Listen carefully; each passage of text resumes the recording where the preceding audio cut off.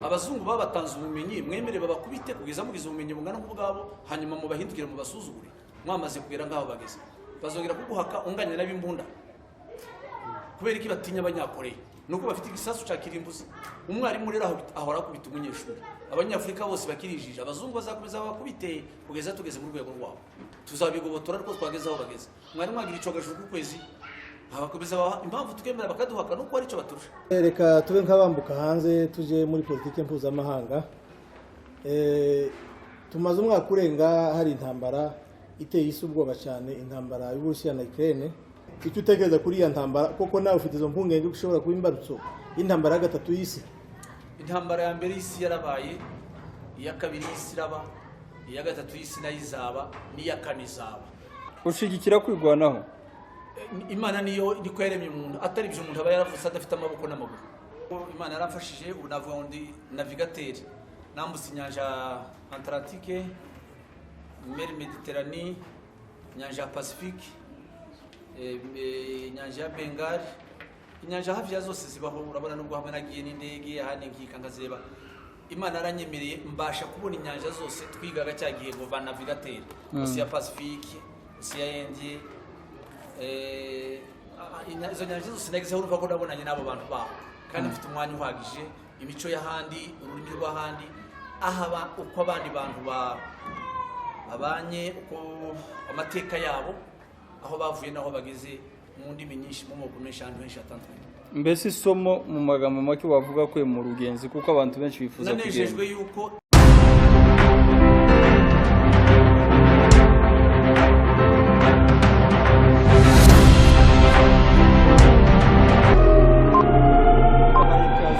bakiriye mwebwe mwese mudutegereye murahatandukanye ku migabane y'isi itandukanye tunabaha ikaze muri kiganiro. Je nitwa Bonfils Gapangwa Muhumure kuri BMC Radio and TV ariko ndi kumwe na Jamungu Etienne kuva kuri Mind TV.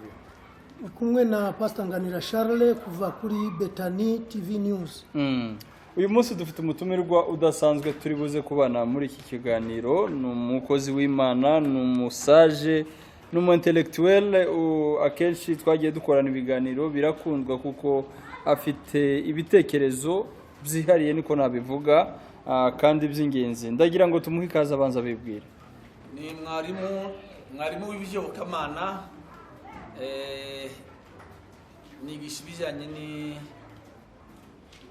bavuga ngo nda Bibiliya amazina ni ndabaruta abantu benshi bakuze kumena kuri ayo channels yanyu. Murakoze. Reka twinjire mu kiganiro kubera impamvu z'umwanya kubera ko atari rya mbere tuganiriye. Uri umugabo wagenze uzunguruka isi inshuro irenga imwe. Isomo wakuyemo ni irihe mu rugenzi rwawe? Baca umugani ngo inyoni itagurutse ntimenyaho bweze kandi ubwenge burarahurwa. Ucongereza bakavuga ngo isi imeze nk'igitabo iyo utagenda ubuzi gusiga ifuniko. The world is like a book. If you don't travel, you just know a cover. Isi ni nk'igitabo iyo udakora urugendo ubuzi gusiga ifuniko cyonyine. Urumva rero Imana yaramfashije ubu navuga ndi navigateur nambutse inyanja Atlantique, mer Mediterranée, inyanja Pacifique, inyanja ya Bengal, inyanja hafi ya zose zibaho urabona nubwo hamwe nagiye n'indege ahandi nkika nkazeba. Imana aranyemereye mbasha kubona inyanja zose twigaga cyagiye ngo ba navigateur, Ocean Pacifique, Ocean Indien, izo nyanja zose nagize aho urumva ko nabonanye n'abo bantu baho kandi mfite umwanya uhagije imico y'ahandi ururimi rw'ahandi ahaba uko abandi bantu babanye uko amateka yabo aho bavuye naho bageze mu ndimi nyinshi mu moko menshi ahantu henshi atandukanye. Mbese isomo mu magambo make wavuga ko mu rugenzi kuko abantu benshi bifuza kugenda. Nanejejwe yuko turimo tubabwaho n'ibyabaye ku bandi. Nta bantu bavutse ari ubukombe ntazi bika zitarabaye amagi. Hariho abantu bavuye munsi yaho twabaga twebwe twarabatunzi hafi ya twese twarabatunzi. Urumva ko twavuse dufite amata mu kanwa ntabwo twari mu butindi burya buri munsi y'ubukene noneho gusa twari twaravukijwe iterambere ry'igihe aho abandi bari bageze mu gihe ba data bari bariho na basogokuru. Noneho bityo rero bimpa icyizere ko shingiye aho twavuye n'aho tugeze, mbona ko turi kuri ritme yo gufata abandi aho bageze, kubabwaho ibyiza birimo biba ku bandi. Ubu ngubu murabibona imigabane yose y'isi twayigezeho, ntabwo twari tuzi uko isi ingana. Mu bwana mwaravuga ngo ku musozi hari amaso agarukira ngo niho isi hekera. Imana yaratwaguye, ndayishima cyane ko twagutse, twageze ahantu hose hariho za opportunité. Muri make naranyuzwe kuko ntaho mutari, ariko mwitege aho hose mwageze, kuko umuntu ameze nk'isumaku, muzafatwa, umuntu n'ingayema, muzababwaho n'ibyo bintu byose mwasanze aho mwagiye, mwabishaka mutabishaka, kandi muzabe open mu byakire, kandi nimutabyakira bizabazaho ku mbaraga bibaremere bibavune. Mwemere kwakira ibintu bishyashya, mubashe kugeraho abandi bagize imyaka 3,000 bari mu nzira y'iterambere. Tubafate muri intervale y'imyaka 100, tugeraho abantu bagize imyaka 2,000 bageze. Kubera ko turi benshi ndagira nsoze utubazo tubiri nsigaranye, hanyuma nze gusangira ikiganiro n'abagenzi banje. Ahantu wageze mu isi hatandukanye, uyu munsi wahawe amahirwe yo kuvuga ngo hitamo aho ushaka gutura, urahaba kandi neza, ubona ibisabwa, wahitamo he? Ikihe gihugu? Umuntu yakwifuza kubaho ahantu hagutse, ahandi hose hari ubucucuke mu buryo utabona naho wubaka akaruri, tiwabona aho ushira iruri ry'inyana zonka izicutse n'ibihurirano by'imikurira. Ahandi haruzuye. Urumva ahantu wampa ubushobozi natura ahantu hari ahantu hagutse hakwiye ibikorwa mfite mu mutima no mu mutwe nakora. Aho ni he? Ni mu Minembwe. Niho hagutse. Ahandi hose haraze abantu basigaye baryama amazu agerekanije, basigaye warabona etage y'irimbi, abantu bakora irimbi riri hejuru y'irindi, imva ziri hejuru, nko muri Brazil bahamba abantu hejuru y'abandi kuko hasi haruzuye, basigaye bahamba mu mazu. Ubwo rero ibikorwa mfite namwe n'ibyo bagenzi banje bafite, kuko byagutse cyane, ntabwo nakwifuza kuja ahantu haze. Uzi ikintu cyaze kibyiganye gito. Ahantu rero hakwira ibikorwa mfite mu mutima, mbonye ubushobozi ni wacu. Ikibazo kindi nshaka kubaza, wagikozeho uvuga ko mu isomo wabonye nuko ubona hari icyizere ko Abanyamurenge bazageraho abandi bageze, bamaze kuhagera. Bitewe nuko bagiye baje ahantu hatandukanye, isi barayiheta, barahitura, barayikwira. Ico ni kimwe mu bibazo abantu ahubwo bafata nk'ikibazo, kubera ko kuva kwabaho bari batuye hasenyutse, iwabo haba amatongo kubera kugenda. Wewe ubifata nk'amahirwe ko Abanyamurenge baravuye iwabo bakaba barakwiriye isi, cyangwa ubifata nk'ikibazo? Ubona niba bakomeje kugenda iwabo hazakira gute, hazubakwa n'abandi hagaturwa nk'uko wifuje kuzahatura? None ubwenge ko burahurwa bwari kwiyongeramo kumyaho mwari muri, iyo mugumaho mwari muri, mwari gukomeza kumera uko mwari mumeze. Rero kuri njyewe kuba mwaragiye mukageraho ahari ibyo mutari mufite, muzamenya ibyo mutari mufite. Kuri njye rero ni amahirwe. Abasigaye nta na rimwe igihugu cyasigaye mu busa, ahariho hose hariho abimana yemera bakagenda ku bushake cyangwa bahunze, hakagira basigara, bagasigara n'izina n'umucyo, bakajya guhaha. Bagiye guhaha ubwenge n'ubumenyi, abasigaye basigaranye ururimi n'umucyo n'igihugu. Abasigaye ni amahirwe kuri twe, n'abagiye ni amahirwe kuri twe. Murakoze. Urakoze cyane. Hanyuma ikibazo nagira ngo mbaze, urebye abantu benshi muri rusange, Abanyamurenge benshi turi mu bihugu bitandukanye nk'uko wari ubivuze, ariko ugasanga umutima wa patriotism ntawo dufite. Benshi turifuza kujya mu mahanga, kandi iwacu koko hari ibibazo, hari intambara, ariko ugasanga ni ibintu dusengera, ni ibintu twiyiriza, ni ibintu usanga bamwe bajya no gusengera. Ibyo bintu wowe ku bwawe byumva gute? Ni byiza kuba hariho abajya gusenga, kuko nibasenga bazasubizwa, kandi nibasubizwa ntabwo bitegetswe nk'Imana isubirisha Abanyamurenge n'abandi Banyamurenge. Yahagurutse abantu baturutse Singapore bakabatabara, bakabibisubiza. Abo bahe basenga ngo barakora neza, abariyo nabo barimo birwanaho nabo barakora neza. Si ukuvuga ko babuze patriotism, tuzabimenya nyuma igihe nikigera. Rero ntabwo navuga ngo mwese iyo muri ngo nimutahe nicyo gisubizo, tuba duhombye. Abagiye kwiga bata amashuri bashoye kandi bagaruka ahangaha, ubwo tubonye igisubizo kigufi ariko duhombye ibintu by'igihe kirekire. Abarimo biga gutwara indege, amato, bose bahite bataha babite mu nzira.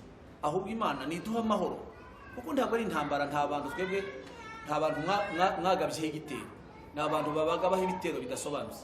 Icyamba ahubwo Imana ikabaha amahoro, ariko abagiye kwiga bagakomeza bakiga, ababonayo imirimo n'ubutunzi bakagumayo, abashaka bakazana n'abandi batarabona. Ntabwo iwanyu hategetswe ngo rimwe muzahatura mwenyine, ntabwo Imana ibishaka.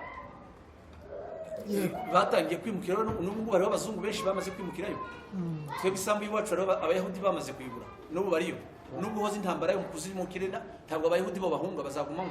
Ubwo rero namwe ntimutegereze ngo bene wanyu bagiye bazagaruka bonyine, mukinguka ahubwo bazagaruka n'abandi banyamahanga nabo baze bahature. Muturi iwabo, mwemere nabo bagende baturi iwanyu, babigisha ibyo mudashobora kwiyigisha.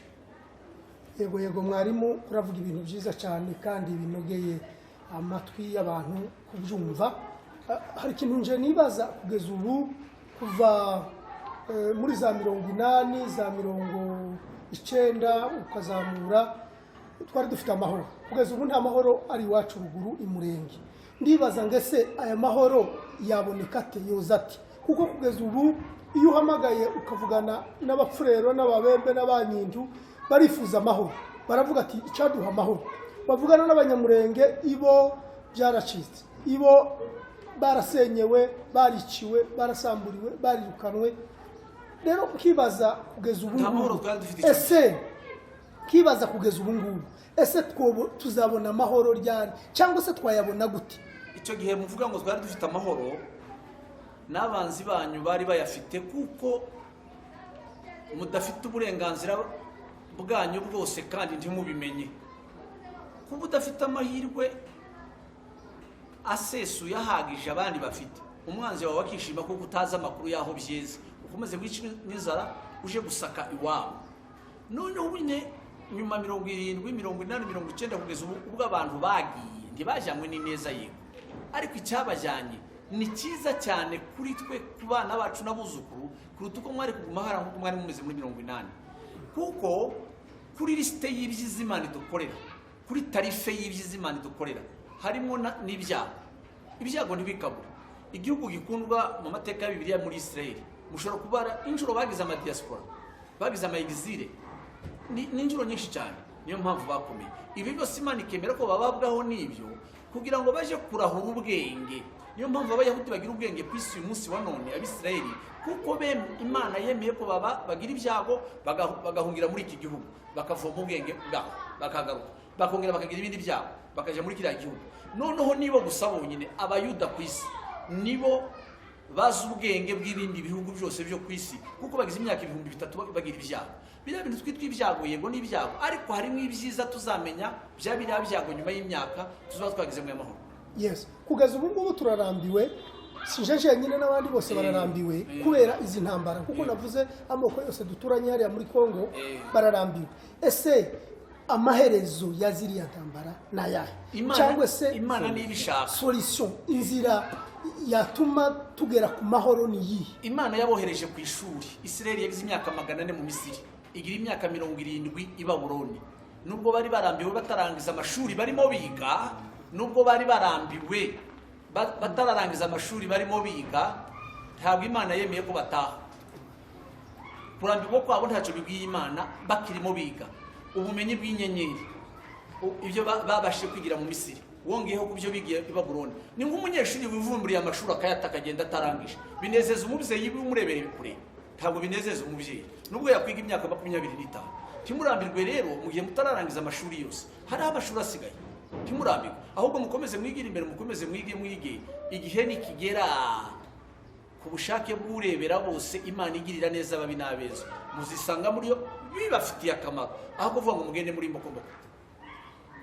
Hanyuma hari ibintu cyane cyane nkunda gukurikirana politike, ugasanga abapanafricanisme, ibibazo byose biri muri Afrika, tureke no kuvuga imurenge gusa hari intambara, ugasanga muri Afrika muri rusange hari intambara, ariko ugasanga ibyihishe inyuma nubwo ari abanyafrika bari kwicana zifite abazitera. Noneho kuba duhuye nawe, ndabizi kuri umuntu w'umugabo usobanutse, wewe wabitubwira iki kugira ngo n'ababyumva bigire icyo biza kubafasha? izi ni za nkoni n'abarimu bakubitaga abanyeshuri abazungu babatanze ubumenyi mwemere babakubite kugeza mugize ubumenyi bungana nk'ubwabo hanyuma mubahindukire mubasuzugure mwamaze kugera ngaho bageze bazongera kuguhaka unganya n'abimbunda kubera iki batinya abanyakoreya nuko bafite igisasu cya kirimbuzi umwarimu rero ahora akubita umunyeshuri abanyafurika bose bakirijije abazungu bazakomeza bakubite kugeza tugeze mu rwego rwabo tuzabigobotora ariko twageze aho bageze mwarimu agira icogajuru ku kwezi abakomeza impamvu twemera bakaduhaka nuko ari cyo baturusha izi ngoni rero ibi byose barimo bakora barimo baratwigisha ahubwo mube soft hariho rero abantu batemera guhakwa batemera kwiga no kwigishwa niyo mpamvu batinda mu mashuri nimutemera kwiga vuba muzaza mudubira musubire mu ishuri ahubwo muri buri situation mukuremo amasomo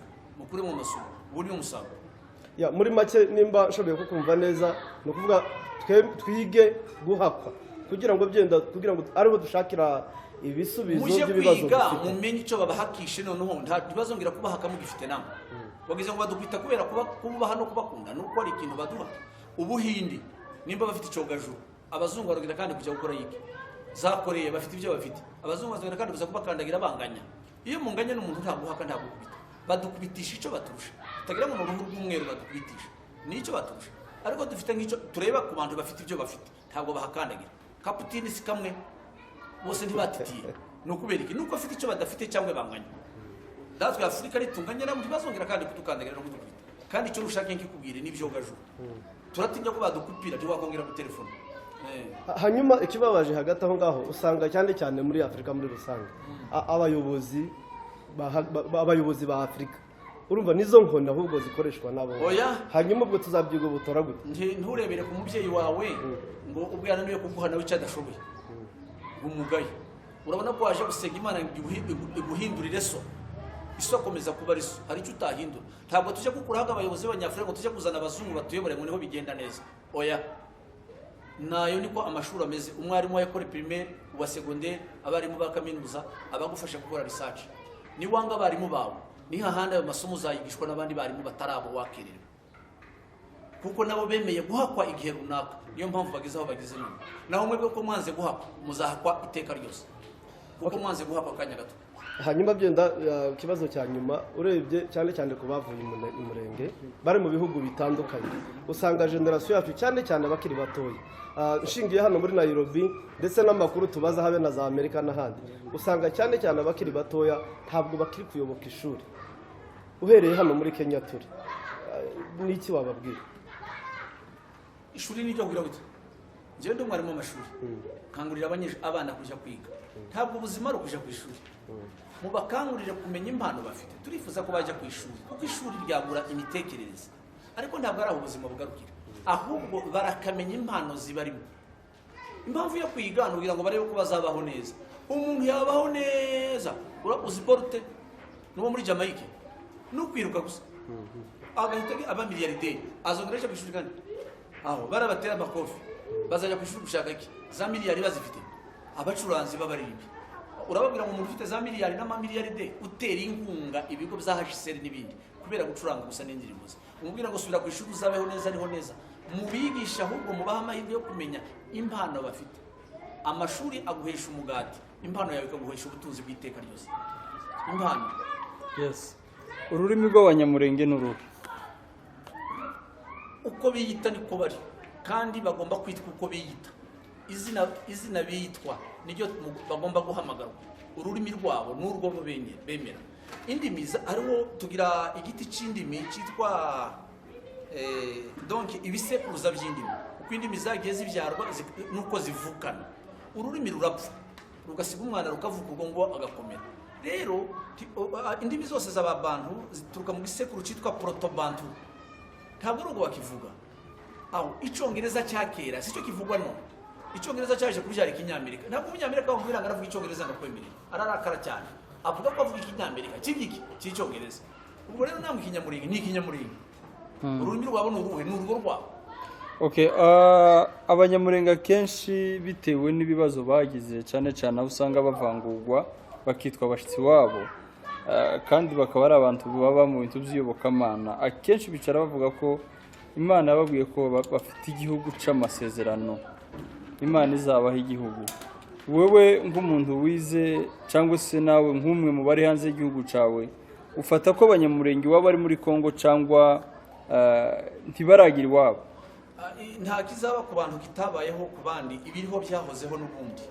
Bafata zirantara ziri muri Ukraine zavugaga ikirusiya, abanya-Ukraine bakaba marginaliza, bakabatoteza, bakanabica, ngo buce Imana irabarenganura, yohereza Putin, none bafite agahenge. Namwe ahantu muri babatoteza, bakaba marginaliza muri Kongo, bakabavangura. Imana iri mu ijuru yabohereza namwe imbaraga ziturutse aho bare badashaka, bagasanga mubonye igisubizo kitabaturutseho, kandi bagasera baririra mu myotsi. Bakabura abo bantu, bakabura n'ubutaka mutuyeho. Ntabwo tubizi ko byagenda, ariko Imana yatanga igisubizo kitabanyuze ariko kikanyura abantu bose, amahoro akaba. Abanyamurenge hafi ya bose ni abantu babarizwa mu makanisa, mu bintu by'iyobokamana. Mu bibazo by'igihugu n'ubwoko bagasa naho batarabishoramo imbaraga cyane. Ubona ikanisa cyangwa se idini mu banyamurenge rifite uruhe ruhare cyangwa rikwiye kugira uruhe ruhare mu bibazo by'igihugu n'ubwoko? Umuntu wese afite agahinda n'umubabaro atakira ufite imbaraga zo kumutabara, kuko tutigeze tugira umuyobozi mukuru dutakira ngo dutabare. Twayobotse Imana tukayitakira, akaba ari dutabara. Amasengesho arahagije kuba yazana ubufasha mu kibazo abanyamurenge bafite kuri none? Kuri uyu munsi wa none ntabwo ahagije, ntaca amaze, ubu nyine muri iki gisekuru turimo nta gisubizo namba kizaturuka ahandi. Yego n'amasengesho arafasha, ariko iyo Imana itabara icisha mu bantu, igatabara ikoresheje abantu. Abasenga ntibagire usanga ibisubizo bizaturuka mu ijuru, Imana izabicisha mu bantu bazana igisubizo. Abantu tutazi, kuko hariho n'ahandi abantu basenze batabaza nkamwe, ntibatabawe n'abamarayika baturutse mu ijuru, batabawe n'abantu baturutse ku isi ahantu runaka. Wowe by'umwihariko Dr. Ubona ikibazo cy'abanyamurenge kuvangurwa, kwangwa, kwicwa kuriya biterwa n'iki? Ntabwo muvangurwa ngo mwicwe kubera ko ari abanyamurenge. Araho nko muri Kongo, abayobozi bakuru ba Kongo bose barabemera. Hari perezida wabirukanye, ntabwo ndabona disikuru ya perezida wa Kongo wirukana abanyamurenge. Nimba hariyo mwamufite je sindayumva. None n'abaturanyi banyu b'inzara bafite ubukene. Ariko Kabila Muzehe yigeze kuvuga ko ni nyuma aho ngaho abo muri kumwe bari bariyo. Ariko izo disikuru ziragaruka kandi zikaba ideology mu mitwe y'abato. Avuga ko bagomba gufata imipanga n'amacumu bakagwanya abatutsi. Ntekereza ko n'abanyamurenge bari kubera agahinda n'umubabaro n'uburibwe afite uwo munsi wa none yarivuga none ejo akivuguruza aramutse abayeho. Ndimugafatira umuntu ku ijambo ry'umunsi umwe, hari igihe mbere yaho yavuze irindi ryiza ritariryo, kandi abavugira neza. Nyuma agize ibyago abavuga nabi. Nawe umuntu akubaniye neza yakuvuga neza, wamubanira nabi nawe akakuvuga nabi. Ariko cyane ngira ngo mbwira ibibazo cyane abantu mwubatse ku musozi umwe, muturanye banyu muri rusange, nk'abakongomani bari ku mupaka na Zambia, bari ku mupaka na Angola, na Congo Brazza, na Chad, na Central Africa. Hari ikibazo bafitanye namwe? Wasanga ntacyo bafite. Ikibazo mugirana n'umuntu mwatikanyije amasambu, niwe mugirana ikibazo kuruta abatabizi batazi naho mutuye. Hariho n'abatazi ngo mubahe kandi baba muri Kongo. Ibibazo n'abantu musangira amasambu cyane. Abanyamurenge we by'umwihariko ubona bakwiye gukora iki muri iki gihe, kwitwara gute muri iki kibazo? Iyo babayeho n'ibyago ntabwo bihitira mu muti, kuko twebwe ni ugukubitwa inkoni tutazi aho ziturutse. Ntabwo rero twebwe icyo twifuza ni amahoro. Twagira amahoro mwagira amahoro.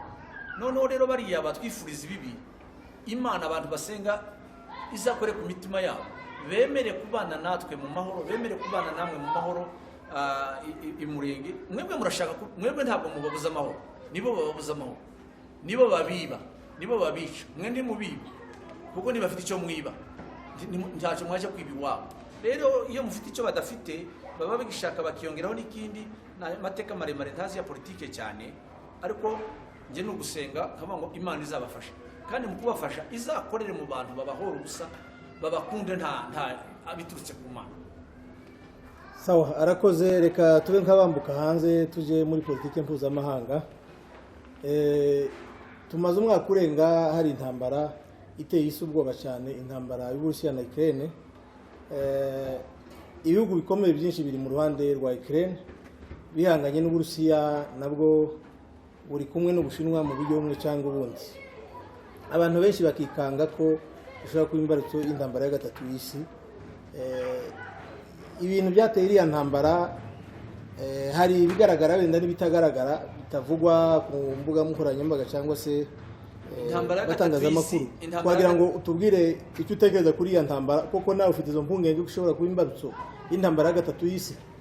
Intambara ya mbere y'isi yarabaye, iya kabiri y'isi iraba, iya gatatu y'isi nayo izaba, n'iya kane izaba. Ntacyo twakora ngo bireke kuba, kuko ibizambere abantu bari bahari ntacyo bakoze ngo itaba, izaba. Iya gatatu izaba n'iya kane, kuko abanyabwenge bakomeye cyane nka Einstein yaravuze ngo intambara ya gatatu y'isi izaba, abantu bakoresha intwaro za kirimbuzi, iya kane ibe baterana amabuye ntabwo bafite bakoresha. Ibyo ni ibintu bishobora. None se intambara ya gatatu izaba yabasizeho nibakoresha iza kirimbuzi? Yego, ntabwo bivuga ngo nibarimbuka bazarimbuka bose. Hariho n'igihe habayeho kirimbuzi y'umwuzure ku bwa Nowa, nubwo hasigaye abantu batatu bongeye kandi bakabona, nubwo hazasigara abantu babarika ariko bazasigaraho. Nuvuga ngo kirimbuzi ntiba irimbura completely. Ntabwo izarimbura planete Terre, izica abantu. Ariko hariho wenda abantu bari hirya yaho ibyo birimbura bitazagira, abo bazasigaraho kandi bakomeza. Nk'umukozi w'Imana wasomye ibyanditswe kandi wemera ubuhanuzi, ijambo ry'Imana rivuga iki hejuru y'intambara cyangwa izindi Yesu yaravuze ngo hazaba intambara, habeho n'impuhwe z'intambara, abantu bakuka umutima n'ubwoba atari ubw'intambara, abantu bakurwa umutima n'impuhwe. Niba Yesu yaravuze ngo intambara zizabaho, muri bande bo kubwira Yesu ngo nazihagarike yarazihanuye, zizabaho. Kandi nimba zarabayeho zamaze kubabaho, zizaba no ku bandi. Kuki mushaka ngo ubuhanuzi ntibusohore? Ahubwo ibyo Yesu yavuze byose bizasohora. None se iyi ya gatatu nayo iri mu buhanuzi? Tubonye umwanya wo gusoma twakwereka aho iri ku isi, nako muri Bibiliya. Muri Bibiliya irahari. Haranditse ngo dore hazabaho umunsi utwika nk'itanura ry'umuriro, Maraki 4, abibone bose n'inkozi z'ibibi bazabibishingwe. Deja babaye simbure, abibone n'inkozi z'ibibi bazabibishingwe. Ariko hari ibindi kategori zasigara. Ntabwo Imana ivuga ngo abantu bose bazashira. Yesaya 13 haranditse ngo abantu bazagabanuka ariko basigare. None wewe nk'umuntu ugira amarangamutima kimwe n'abandi bantu bari mu isi, ubona izi mpande zihanganye hagati y'Uburusiya na Ukraine ifashwa n'ibihugu bikomeye birimo Amerika, ubona ari ni nka abandi banyiraye baza ibandi ushobora gukundana avuga ati aba nibo bayiteye ni naba? Twebwe abigisha Bibiliya n'abasoma Bibiliya, Yesu yaravuze ngo data uri mujye musema data uri mu ijuru ubushake bwawe bubi. Bibiliya iravuga ngo Imana iravuga ngo nije ushiri kuzimu nkavanayo, ndakomeretsa nkomora, nije uteza intambara nkazana n'amahoro. Nyirabazazana n'Imana. Imana niyo iri nyuma yabyo. Yego, irashaka ngo abibone n'ingozi bibi bagabanuke. Kandi ntibo kwigabanura Putin cyangwa undi muntu atarashika isasu cya kirimbuzi bakagabanuka. No kuvuga ngo n'abasenga ngo intambara ihagare cyangwa ireke kuba barashwa n'ubusa. Barimo baravuguruza Yesu. Yaravuze ngo intambara izaba. None Yesu yabonye abigishwe be bagiye guca mu kaga. Aravuga ngo nabonye shitani binjiramo irabanyeganyeza irabacencura. Kuki Yesu atavuze ngo shitani hagarara wije mu bantu banje, ahubwo nasabye ngo ibyo ngibyo mu bice mu bihuruka amahoro. Intambara ifite akamaro muri gahunda y'Imana. Niba bibi byaguriye ku isi ngibyo ku bwa Nowa, Yesu yaravuze ngo bizaba ngo ku bwa Nowa, abagabo gushaka bagatana, bizaba ngo ku bwa Nowa, ku bwa Loti, abagabo gushaka abandi bagabo. Ibi muri kumva byo batinganye nibyo ku bwa Loti. Niba Yesu yaravuze ngo bizaba, bikaba byarabayeho ku bwa Nowa, hakaba ariho itangiriro 6 gushaka no gutandukana, mariage ya divorce, hakaba ariho ibintu ngo byo ku bwa Loti, abagabo gushaka abandi bagabo. Nimba byarabaye niki cyakurikiye kubarimbura? Abagabo basigaye bashaka abandi bagabo, yego byarabaye. Abantu basigaye bashaka bagatandukana inshuro nyinshi, mariage na divorce, yego byarabaye. Rero turi ku bwa Nowa bitega umwuzure, turi ko ku bwa Loti bategereza umuriro, kandi Imana izabatwika ntizabareka. Muri make nta gisibya intambara igomba kuba kubera ibikorwa by'abantu. Igikombe cy'ibizira rero Imana irashaka kuyefasa, kugabanya inkozi, arizo ngo nzakura yabibone kureho n'inkozi z'ibibi. None abo bantu bakora ibibi ntabwo ari babi, akaga none ngo baragwira. None niba byagwiriye Imana ikaba biyiguye nabi, Imana ifite ukuntu ibigabanya.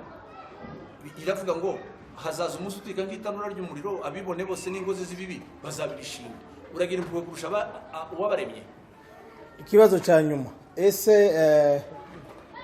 ibi bintu bigenda bitera imbere cyane bya homosexualité birimo birigishwa mu bihugu uvuga nk'ibyo Sodoma na Gomora nko nk'ibisodoma n'igomora ubona cyane biterwa n'iki ko ubu nyine bikaze cyane kuruta uko byari bimeze mbere nta kibuza ikizira kuba ariko hagowe ababizana niba Yesu yavuze ngo bizabera nko ku bwa Loti bigomba kuba abagabo bagashaka abandi bagabo kugira ngo tuve ngo dore bya bindi Yesu yavuze birasohoye hanyuma byarangiriye babaye umunyota. Dusoza n'icyo wabwira abanyamurenge muri rusange baba bari muri diaspora no mu gihugu ndetse n'abatutsi bo muri Kongo bose? Umuntu wese uri ku isi akemera ko abaho umuremyi mu by'Imana yaremye umucyo irema n'umwijima. Icyo mbasabira ni ukumenya kwiyajisita ku cyakubayeho ntawe utaho imfane utegereze ejo buzakiwanya ariko nawe hari icyo bakoze ijoro ryanze gucya ushobora niyo mpamvu baremye amatara ntabwo ari Imana yaremye amashanyarazi Imana yaremye igitera amashanyarazi rero ushireho imbaraga iri joro murimwo iri joro ejo buzaca twabishaka tutabishaka abantu bose binjira mu mwijima babishaka batabishaka Imana ikabakuramo nabo babigizemo uruhare umuntu wese agira uruhare rwo kwikura mu mwijima uwo ari wo wose arimo umuntu ashobora kuba ari mu mwijima n'icura burindi ku giti cye abyivanemo ushigikira kwigwanaho Imana niyo niko yaremye umuntu atari byo umuntu aba yaravutse adafite amaboko n'amaguru. Urakoze cyane turagushimiye kuba waduhaye umwanya reka tubashimire mwebwe mwese mwadukurikiye muri ahatandukanye ukore subscribe kuri televiziyo zose wakurikiye hano uzashigikira kugira uzukomeza ubone ibiganiro byacu mwari kumwe nanje Bonfils Gapango ndetse n'abandi banyamakuru twagiye tuvuga Mind Betani na MTV ndetse na Menya Amateka kugira mu